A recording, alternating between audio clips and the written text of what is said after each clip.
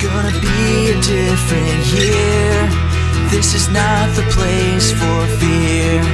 I've got a job to do. Good morning, guys. Today we are going to be talking about the end of chapter 11 and the events of chapter 11, and we're going to be reading chapter 12 and 13. We're going to keep it simple. We're still practicing the reading strategy of questioning, and that's why you keep seeing this up here.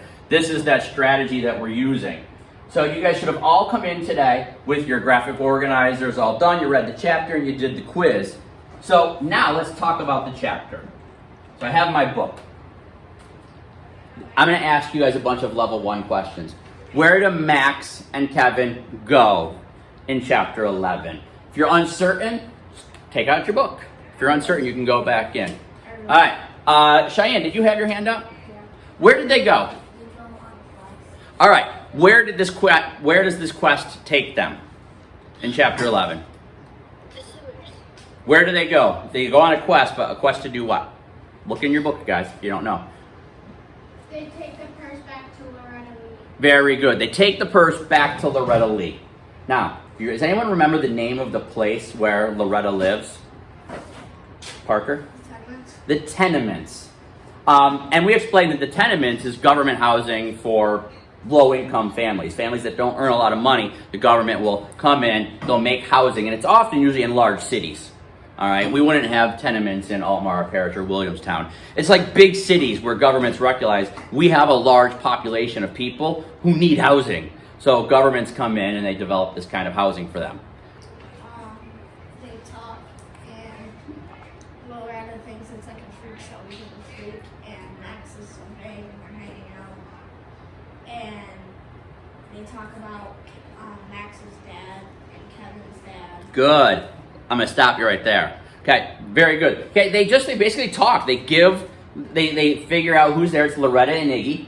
Loretta and Iggy are talking to them. What does Loretta and Iggy make them do? They make them come where?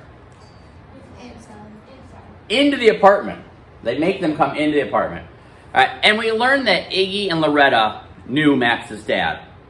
But we also learned that they knew Kevin's dad. And what do we learn about Kevin's dad? This is kind of the big piece of information I think we learned. We learned something big about Kevin's dad. Jocelyn? Very good. When Kevin was born with a birth defect, his dad abandoned him and his mom. So now, that's where the chapter ends. Those were a bunch of level 1 questions. What I want to know is you guys, I want to hear your level 2 questions. So, you guys should be on KidBlog, so let me get to KidBlog. I'm going to go this way. I have to sign with that. All right, so who has a good question? All right, Parker, you've got a question? All right, Parker's the teacher right now. Parker's the teacher. He's got the question. He's going to ask the question, and then you are going to call on people to respond. All right, and remember, when you're responding, you want to respond to Parker's question, but you also want to respond to what you've heard other people say. Because if you strongly agree with someone, you're going to want to support them. If you strongly disagree with someone about what they said, you want to say that. Say, I disagree with that, and this is what I would do. It's kind of focused on the main thing. All right. Parker, take it away. I'm going to shut the door. Read it really loud. How would you react if you heard Loretta Lee say that Kevin's dad must be a magician because when he heard the words birth defect, he just disappeared? Okay, so we're asking, how would you react to hearing what Loretta said about Kevin's dad? What would you think? What would you feel? Can you speak really loud? I would feel sympathy. Sympathy. What a great word.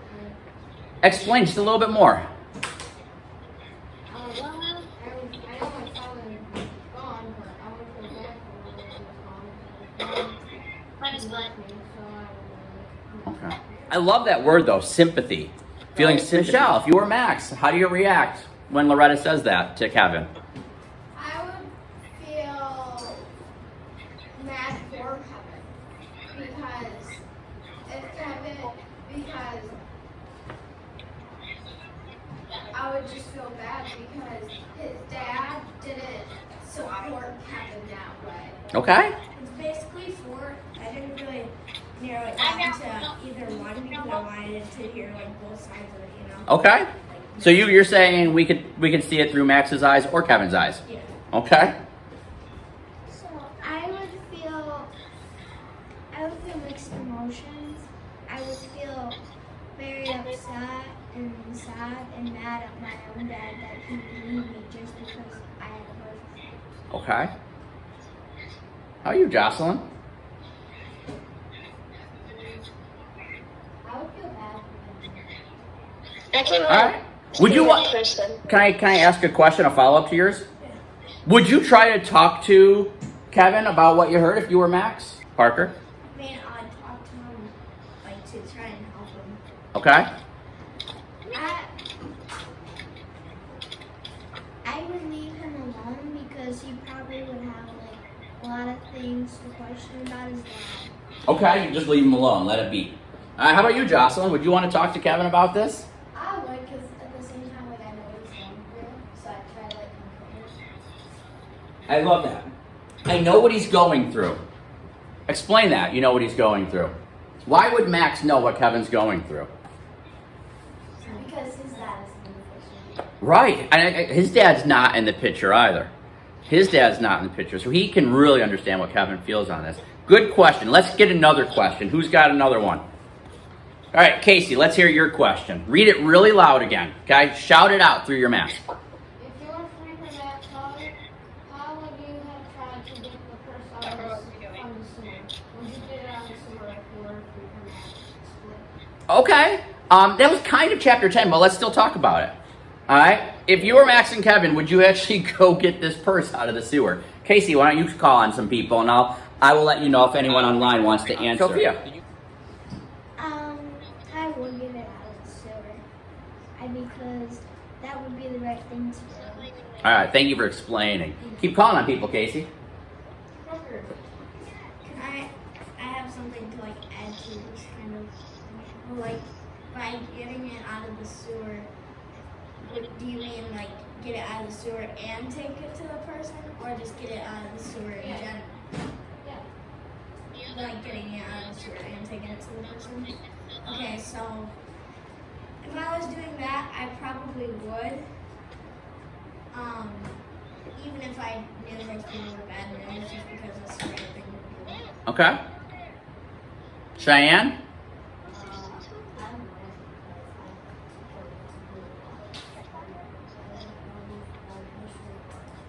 Okay. What would I do? You know, knowing Kevin and knowing Max, I would definitely say that they would. Kevin loves quests, so the fact that there's a purse down in a sewer and he saw Tony D put it in there, Kevin, being Kevin, would want to go on a quest. Okay, good question. Let's do one more question from you guys. Who's got a really good one that you wrote or that you found on Kid Blog? Sophia thinks she has one. Sophia, what's your question? This thing always takes me all the time. What would you do if someone told you about your dad that you didn't know about? Would you believe him or her? Why or why not? That's a good question. Let's break it down to the most essential part. Should we believe Loretta with what she says about Kevin's dad? You call on people. It's a good question. That's really what you're asking. Michelle? I would believe Loretta because we don't know Kevin's dad, and by this time we would more than likely know Kevin's dad in the chapter. Okay. That kind of makes sense. If Kevin's dad was around by now, we probably would have heard about him. Because we heard about his mom. Yeah. Justin? I believe that I would believe him because, I don't know, I would just trust him. Mrs. Sherlock? I got to put myself in Max's shoes here right now. It'd be a tough thing to believe, but then again, we do know his dad's not around, so I guess I probably initially would believe him. I'm kind of a trusting person, so if you tell me you did your homework, I'm going to trust you until maybe I go to my computer and see that you didn't do your homework. All right, so just naturally I'm trusting, so I think that I would believe him. Casey wants to answer. I would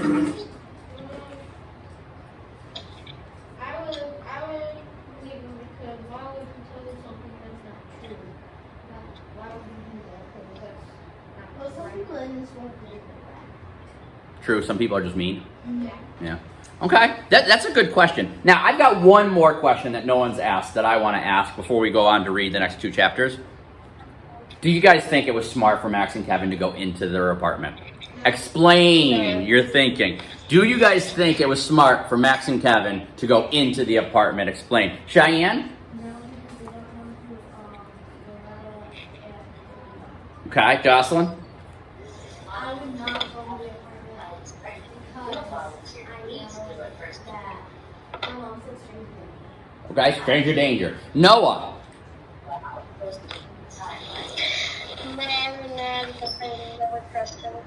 With a big guy like that, I'd just book it. Okay. How about you, Mila? Do you think it was smart for Max and Kevin to go into the apartment? She's not muted, she's just Peggy. I don't think it was smart for them to go in there because you don't know what they'll do to you. What if they hurt you? Okay, what if they hurt you? Anyone else? Marina, back to you. You want to try it again? Yeah. I don't think it was smart for them to go in because you never know what they could have done with his father. Okay. So they did know his father.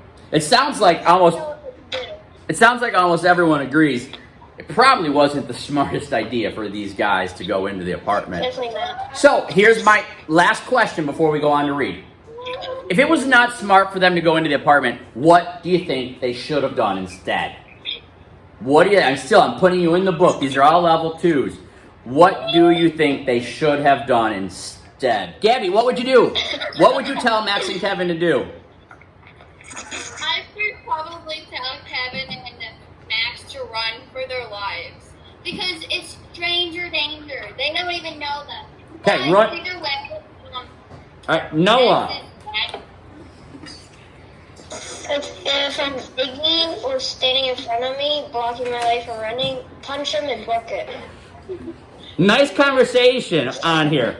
Right now, we're going to turn our attention now to the next 2 chapters. You guys go to the Google Classroom, get this open for your digital version. We have paper versions here. If you'd rather do it digitally here in the class, you can.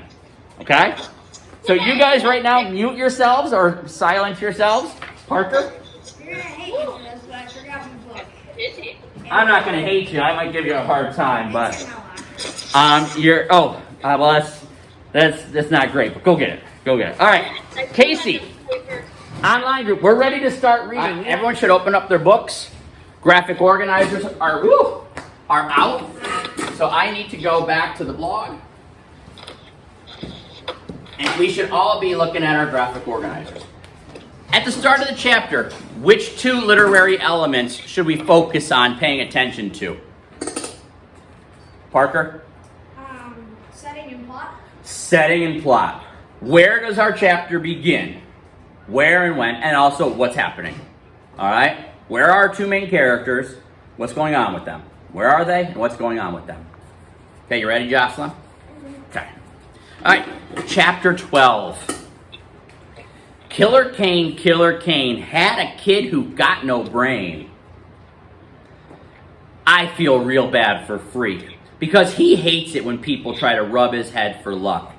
But I don't say a word, I just run us home, thumping the short way back around the pond, and my big feet never even trip me up, because I'm on automatic. I'm this running machine. So when did the events of chapter 12 pick up? Right after they left. When they were Right after. Okay, so this is immediately after what we just read in chapter 11. Whoa, Freak says when we get to his house. Now that wasn't an adventure, huh? An evil dude like Iggy Lee. We were lucky to get out of there alive. Freak goes, no way, that was all talk. Yeah, right. The real deal is, I was scared. The whole time I was there. And so was Freak, even if he won't admit it now. Alright, we know something here about the characters. Max and Kevin, they were both what? They're both afraid of Iggy. They were afraid in chapter 11. Freak goes, no way, that was all talk. Yeah, right. The real deal is that I was scared the whole time I was there, and so was Freak, even if he won't admit it now. That stuff about my father was true, Freak says. studying his fingernails and acting real cool again. The fair Gwen won't talk about it. All she says is, he made his decision and I made mine. But I know he ran away because of me. And you know what? What? Good riddance to bad rubbish. For some reason, that really gets me laughing. Something about the way he says it. Or maybe it's all that nervous stuff left over from the New Testaments. Whatever, I'm rolling on the ground like a moron, and Freak is strutting around and saying stuff like, Loretta, my queen, wouldst thou accept my hand in marriage? And, Sir Iggy, wouldst thou do us all a big favor and fall upon thy sword? And I'm laughing so hard, I can hardly breathe. Everything is pretty much okay after that. One thing we don't do, though, we don't talk about my father, good old Killer Kane, which is fine by me. So, hey, we just learned something again about Kevin here. So Kevin verified that his dad is gone. Kevin's dad left him and his mom because he has a birth defect.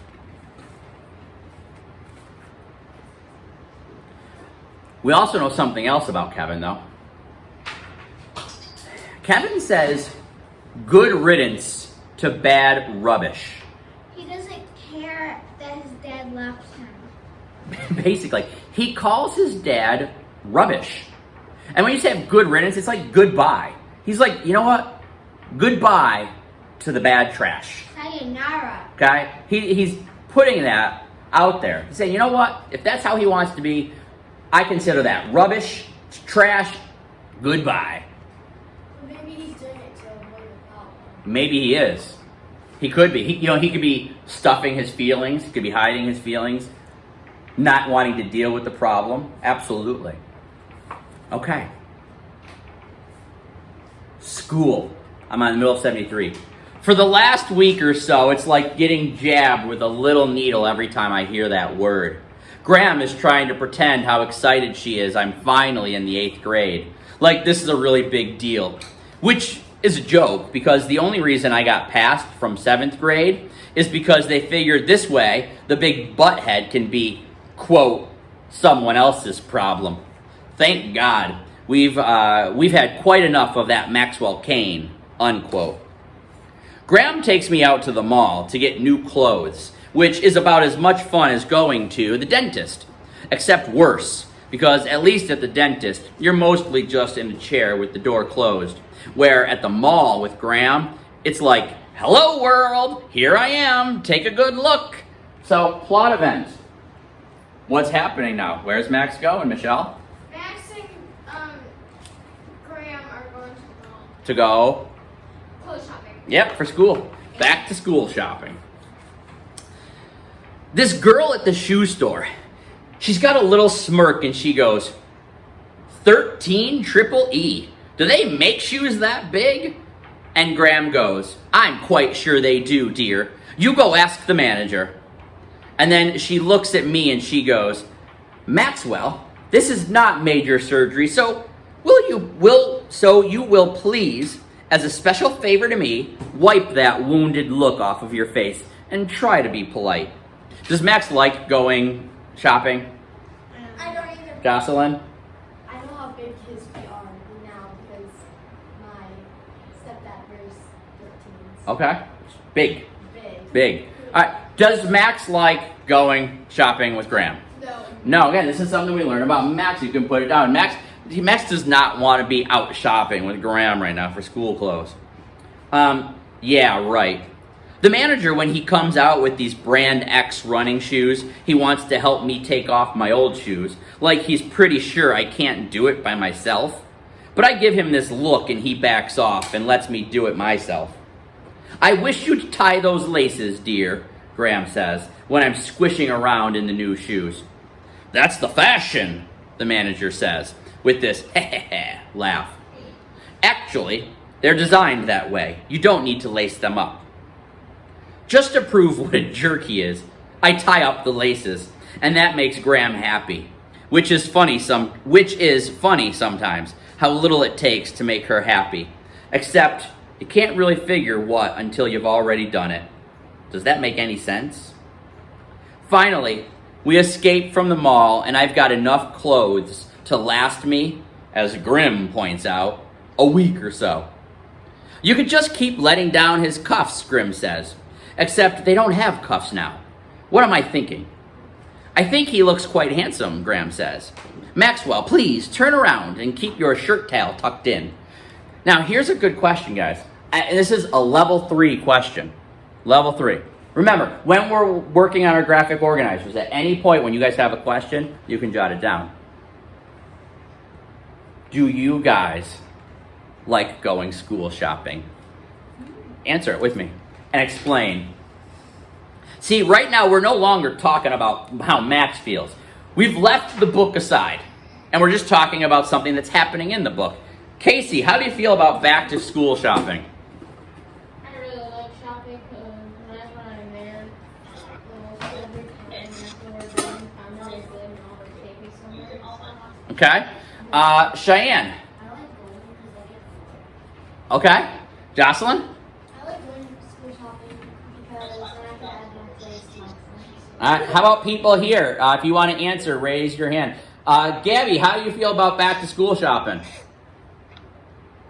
I love going to back to school shopping. I get shoes, and I get a new book bag, and because I have to like new clothes. Okay. Parker, how do you feel about back to school shopping? Will you please stop?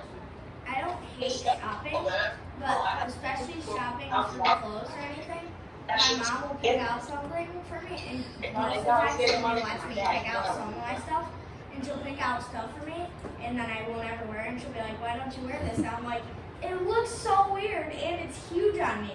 Like, she'll pick out stuff that's like almost to my knees, and she'll be like, you'll grow into it, just wear it. And I'll be like, I don't know. Parker gave us a whole story. Michelle? I love back to school shopping. Okay. Because first of all, it gets me out of the house. All right. And when I shop for clothes, since I know what size I wear, I just keep throwing stuff in the cart. All right. We'll stop there with your. Sorry, Sophia. I want to keep reading. The clock is my enemy. I want to keep on reading chapter 12 here. So, but you see how that was a level 3. That was not a level 2. We weren't talking about how Max feels. We are now just talking about how we feel about back to school shopping. Top of 75. I think he looks quite handsome, Graham says. Maxwell, please turn around and keep your shirt tail tucked in. Leave him alone, Grimm says. He's not a fashion model. I just can't get over it, Graham says. Our little Maxwell is growing up. Growing is right, Grimm says. The boy is certainly growing. The deal is, Freak and I get to be in the same classes.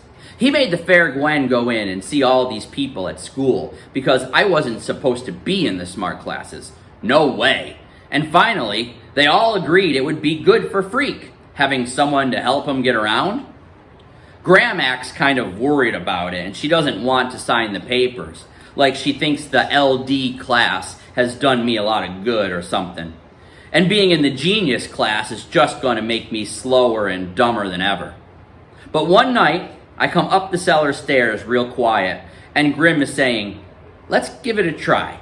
Nothing else has worked. Maybe what he needs is a friend. That's the one thing he never had with all those special teachers. And the next morning, she signs the papers. And when we get to school the first day, Freak helps me find my name on the list. And it's true. We're in all the same classes. At first, all the other kids are so into looking, page 76, cool, and acting cool, and showing off their new outfits. They hardly notice us in the hall. Freak riding high on my shoulders, or the deal where his desk is always right next to mine. That wears off, though, and by the time we leave math, which is just passing out the textbooks and a bunch of numbers chalked on the blackboard, you can hear the whispers in the hall. Like, hey, who's the midget? And there goes Mad Max. And excuse me while I barf. And look what escaped from the freak show. And oh my God, that's disgusting. Maxwell Kane? This is from Mrs. Denali, the English teacher. She's new to the school, and when I nod and raise my pencil, she goes, "Maxwell, will you please stand up and tell the class something about your summer?" Now, first, something in the plot we should note about. What should you guys be writing down? What do you think, Michelle? Well, here's I know setting. Okay, setting is? Max and Freak are at school. They go to school. This is also part of the plot. So, Max and Kevin, we're back in school now. Summer is over, Casey. These guys are back in school. But what's more important than just that they're back in school? Michelle? They're all in the same classes. Yeah. And not just, don't say the same classes. What kind of classes is Max in now? Not the LD classes, like a normal class. That's not the genius class. Max is in all of Kevin's classes now. The genius classes. Now, I have a level 2 question popping into my head right now. Write it down. That's awesome. Write it down. And not even should, but do you think he should? Write it down. That's a great question. No, it's Casey's. He's got it. It's yours. Okay, so that's the question I want you to write on the blog tonight. I can't tell you. You're going to have to read his question. Casey's mind was thinking like mine, though. But that's exactly, Casey, that's exactly the question I was thinking about. Is it a good idea? All right, let's keep reading. You'll have to read his question tonight and answer it. I'm excited now. Sometimes what does that? What page was I on? 76? Yeah. Yeah, and listen, how are all the people treating them? Poorly. Poorly. Again, back to the name calling. How awful is that? All right, middle of page 76. Mrs. Denali just said, "Will you please stand up and tell the class something about your summer?" Now, which, if she wasn't new to the school, she'd know better. Because getting up in the class and saying stuff is not something that I do. "Maxwell," she goes, "is there a problem?" By now, there's a lot of noise and kids are shouting stuff like, "Forget it, Mrs. Denali. His brain is in his tail. Ask him to count. He can paw the ground. Maxie Pad, ask him quick about his dad. Killer Kane, had a kid who got no brain." Mrs. Denali has this look like she stepped in something, and she can't get it off her shoe.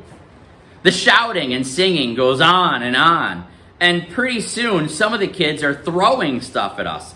Pencils and erasers and wadded up paper. And it's like Mrs. Denali has no idea what to do about it. The room is out of control. Then Freak climbs up on his desk, which makes him about as big as a normal person, standing up, and he starts shouting at the top of his lungs. "Order!" he shouts. "Order in the court! Let justice be heard!" For some reason, maybe because he looks so fierce with his jaw sticking out and his little fists all balled up, and the way he's stamping his crooked little feet, everybody shuts up and there's this spooky silence. Finally, Mrs. Denali says, "You must be Kevin, is that right?" Freak has this look. He's still acting real fierce, and he goes, "Sometimes I am." Sometimes? What does that mean? It means sometimes I'm more than Kevin. "Oh," says Mrs. Denali. And you can tell she has no idea what he's talking about. But she thinks it's important to let him talk. "So, Kevin," she says, "can you give us all an example?" Mistake. Next thing I know, Freak has his hands on my head and he's getting himself on my shoulders. And he's tugging at me in a way that I know means stand up. So I do it. I stand right up in class and I can see Mrs. Denali's eyes getting bigger and bigger. I'm standing there with Freak high above me, and it feels right.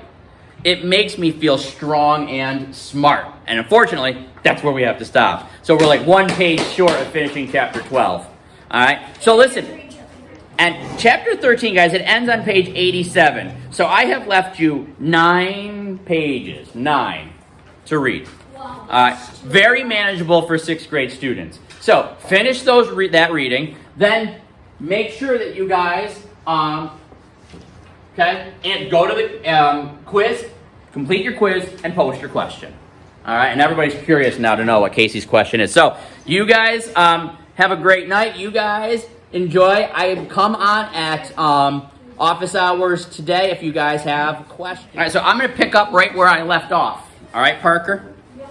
All right, where Max feels strong and smart. So I'm on page 78. Again, and if you guys wanted to follow along, you guys could keep following along, or you guys could go ahead and enjoy your lunch here. How's this for an example, Freak is saying? Sometimes we're 9 feet tall and strong enough to walk through walls. Sometimes we fight gangs. Sometimes we find treasure. Sometimes we slay dragons and drink from the Holy Grail. Mrs. Denali is backing up to her desk and she says, "Oh my, that's very interesting. I'm sure, but could you both just sit down?" But Freak is riding me like he's the jockey and I'm the horse. He's steering me around the classroom, showing off. He's raising his fist and punching it in the air and going, "Freak the mighty, Freak the mighty." And pretty soon he's got all the other kids chanting, "Freak the mighty, Freak the mighty, Freak the mighty," even though they don't know what he's talking about or what it means. So remember, just a few moments ago, they were all just calling them names. All the kids in class were making fun of them and throwing things at them. And now, all of the kids now are chanting their name, "Freak the mighty." Freak the mighty. I'm standing straight. Yeah, they don't know what it means. They know it's them, but they don't know what it means. I'm standing up straight as tall as I can. And I'm marching exactly like he wants me to. Right and left. Backwards and forwards. And it's like music or something. Like I don't even have to think about it. I just do it. And all those kids chanting our name. And Mrs. Denali has no idea what's going on. She's definitely flipped out and more or less hiding behind her desk. The poor teacher.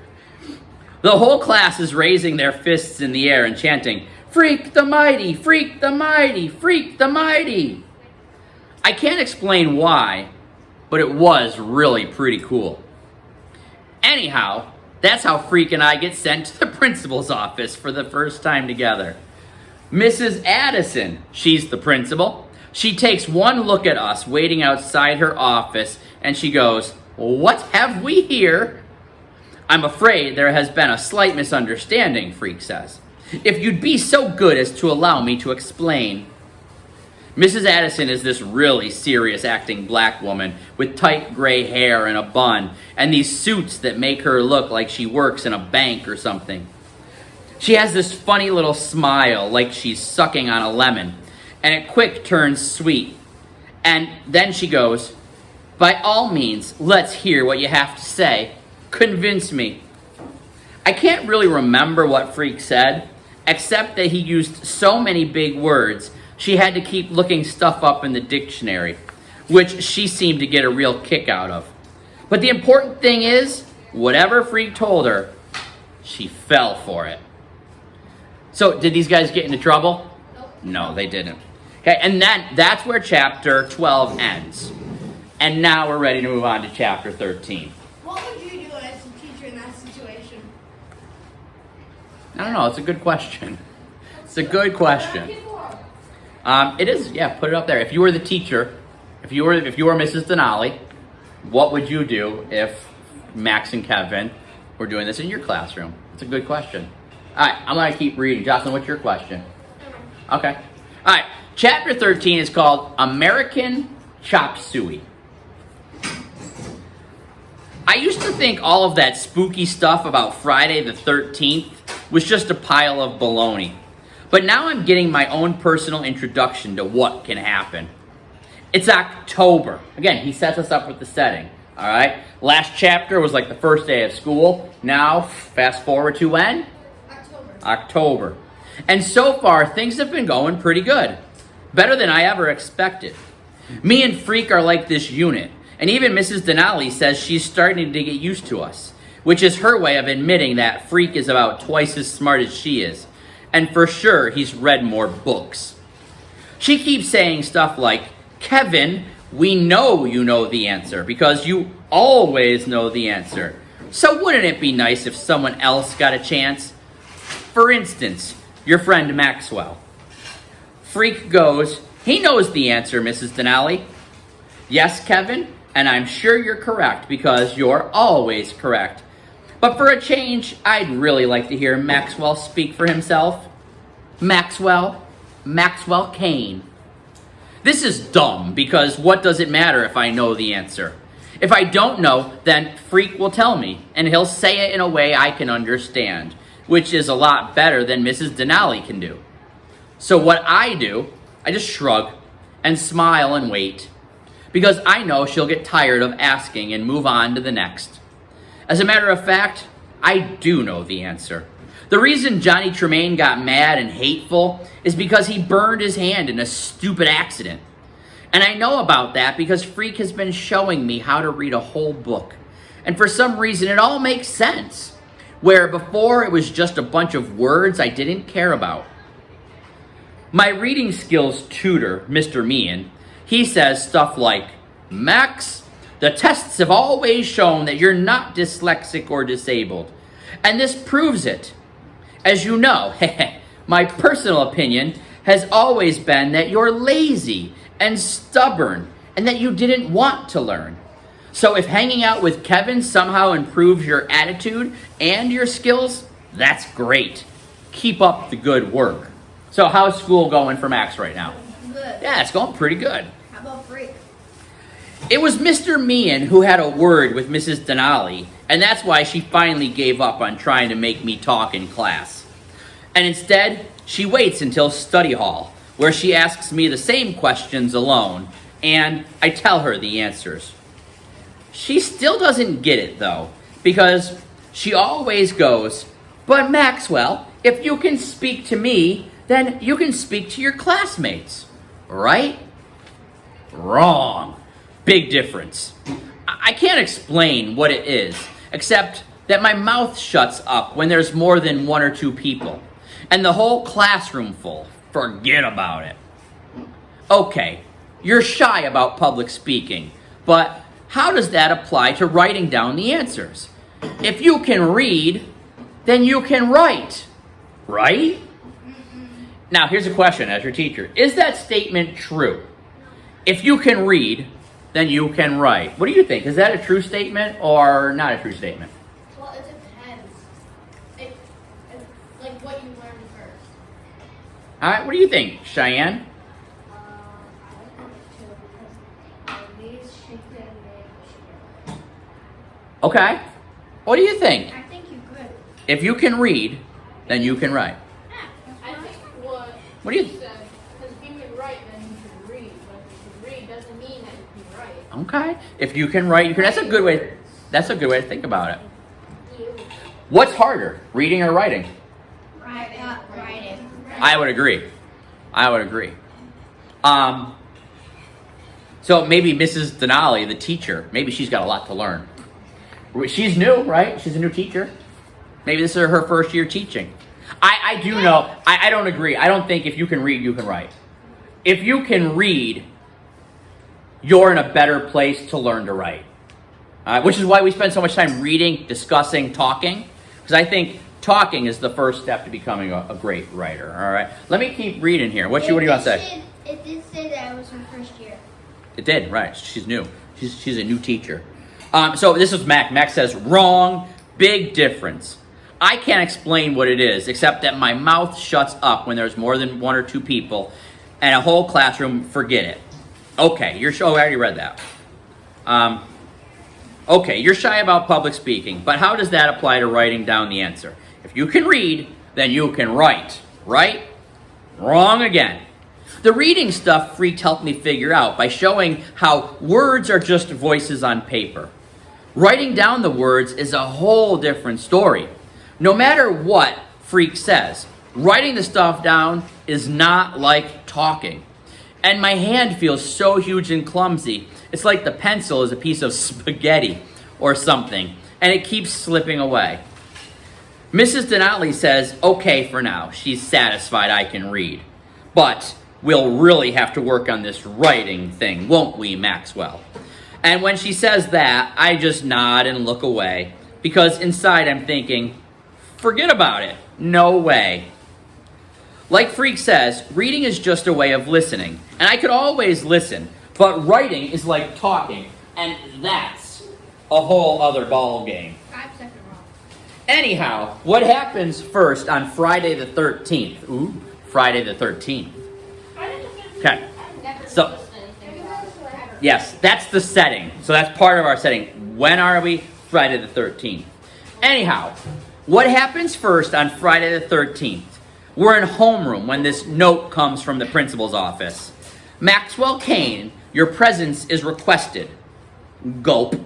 So Freak and I get up and go. Freak and I get up to go, and the teacher says, "No, Kevin, you stay here." Mrs. Addison was very specific. Maxwell is to go alone. Freak starts to smart mouth her. Then he changes his mind and he nudges me and whispers, "Just give him name, rank, and serial number. Deny everything. You aren't back by 1,000 hours? We'll organize a search party and a rescue mission." He offers to lend me his dictionary in case I want to try out any big words on Mrs. Addison. But I'm already so worried about being called in alone. All I can think is they're gonna put me back in the learning disabled class. I've already decided I'll run away if they do that. I'll go live in the woods somewhere and jump out and scare people. Anyhow, I don't take Freak's dictionary along because my hands are trembly and I might drop it. Or Mrs. Addison might ask me a word and I'll forget how to look it up and prove I'm still just a butthead goon. Mrs. Addison is waiting outside of her office, like she does, and she's trying to smile, but she's not really a smiling kind of person. And I can tell this is serious, whatever it is. Like maybe someone died. Are you gonna pass out gummies? If there's enough left, I would. Let me finish reading here and then I'll toss you guys some gummies. Like maybe someone died. I go, "Graham, is Graham okay?"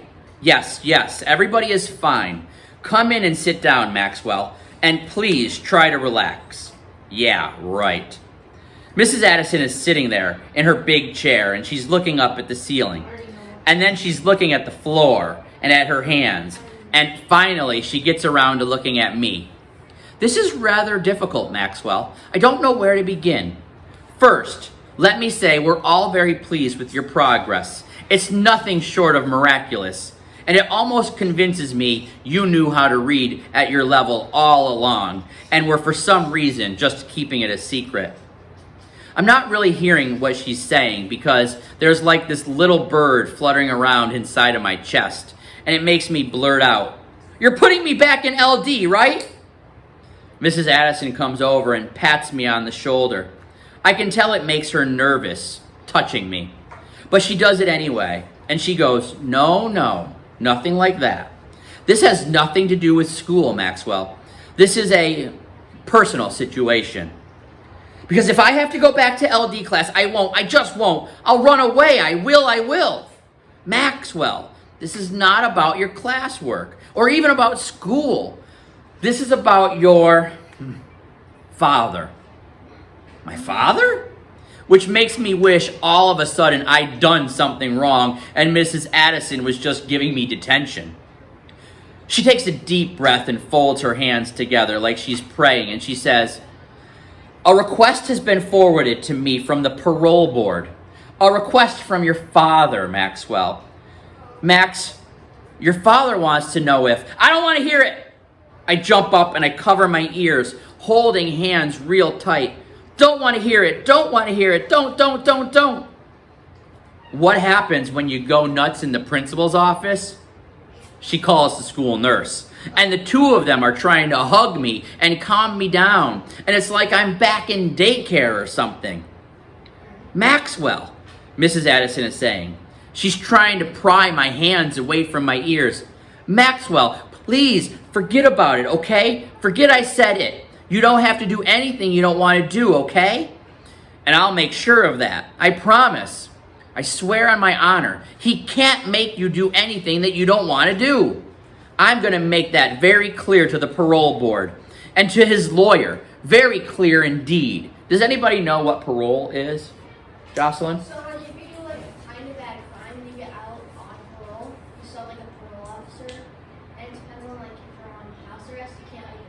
or you can't leave like the area. Okay. Or you have like a little All right. Well, kind of, but not really. So parole simply is when a person who's in prison, like his dad, if they behave really well in prison, all right. So let's say his dad has a 10-year sentence. He might serve 5 years, and then I say, you know what? You've been really good in prison. You followed all of our rules. We're going to let you out early. You're on parole, so he's going to get out of prison early, but it means he has to obey all of the rules. But he's going to be getting out. So that's what they're saying, that there's going to be a parole board, and your dad might be getting out of prison here. Okay? So that's kind of what we're talking about when we talk about parole. All right, so back into the reading. Finally, I take my hands off my ears, which wasn't really working because I could still hear everything they said. And big surprise, I'm sitting in the corner of the room, down on the floor, with my knees all hunched up. And I don't even remember how I got there. It's like I blanked out or something. And the nurse is giving me this cup of water. And the weird thing is, she's crying. I'm sorry, I say. I didn't mean to hurt you. You didn't, she says. I cry easy. Don't you worry about it. I do worry about it, though. Because if she's crying, I must have hit her and I don't remember it. Which, if you think about it, is really scary. Who knows what I might do and then not remember it? The worst thing, though, happens later. In the cafeteria. Remember, this is Friday the 13th.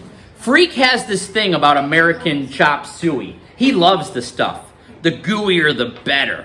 You'd never believe a person so small could eat so much. And when he holds up his plate, he always says, "Please, sir, more gruel." And I always say, it's American chop suey, not gruel. I looked up gruel, remember? And he always goes, "I beg of you, sir, more gruel." And so finally, I go up to get him another helping. When I come back, something is wrong. Freak's face is all red and swollen up, and he's making this noise. He can't talk. All he can do is look at me and try to say something with his eyes. And then I'm running to get the nurse. Quick! He can't breathe! He can't breathe!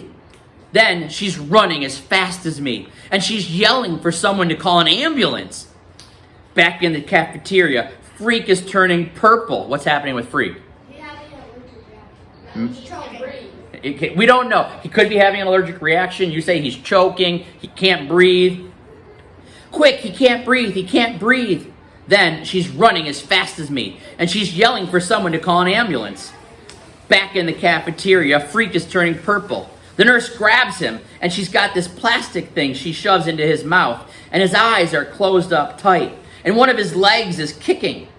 I don't know what to do, so I start hopping up and down in one place. And when this kid keeps crowding around, I push them back. And the next thing, Freak's face is starting to look pink instead of purple, and he's starting to breathe okay again. Right about then, the ambulance comes. I never even heard the siren, and Freak is trying to talk in this croaky voice as they put him on a stretcher. "I'm okay," he's saying. "Really, I'm okay. I just want to go home." The deal is, once they call the ambulance, you have to go to the hospital and get checked out. That's the rule. I keep trying to get into the back of the ambulance with him, but they won't let me. Finally, Mrs. Addison has to come out and pull me away until the ambulance leaves with just the light going and not the siren. "You've had quite a day, haven't you?" she says, walking me back into school.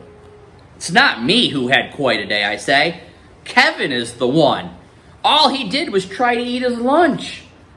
Mrs. Addison gives me this look, and then she goes, "You're gonna be okay, Maxwell Kane. I'm sure of it now." She's okay for a principal, but for some reason, I still can't make her understand that it's not me who had a really bad Friday the 13th. And I swear on the dictionary, if Freak ever tries to eat American chop suey again, I'll dump it on his head or something. And that's where that chapter ends. Yeah. So at the end of chapter 13, what's the bad thing that happens to Max? Dude, choking. No, it happens to Max. Michelle?